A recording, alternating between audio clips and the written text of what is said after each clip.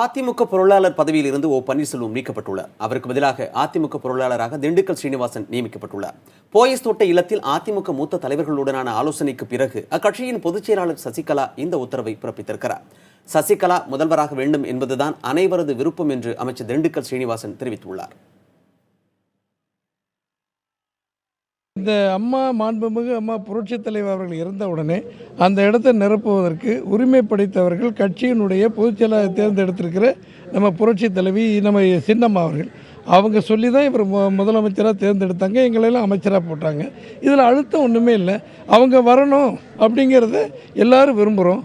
அவங்க வரணும்னு சொல்லி இவரும் சேர்ந்து சொல்லி அம்மா சின்னம்மா முதலமைச்சராகட்டுன்னு அவரே சொல்லியிருக்கலாம். அது என்ன காரணத்துக்கு சொல்லலைங்கிறது பின்னால் தானே தெரியும். மக்கள் விரும்பி தொண்டர்களால் தேர்ந்தெடுக்கப்பட்டவர் தான் புரட்சி தலைவி அம்மா. அவங்க தேர்ந்தெடுத்தது அந்த 135 எம்எல்ஏக்களும் இவங்களும் நம்ம புரட்சி தலைவர் அம்மா எல்லாம் சேர்ந்து தேர்ந்தெடுத்ததான்.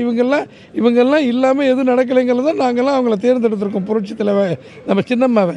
வேறு யார் அந்த ஆல்டர்னேட்டிவ் யாராவது இருந்தால் அவர் சொல்ல சொல்லுங்கள். அவர் தான் அதுக்கு தகுதியானாலும் அவரே நினச்சிக்கிட்டு அதுக்கு நம்ம பொறுப்பு கிடையாது.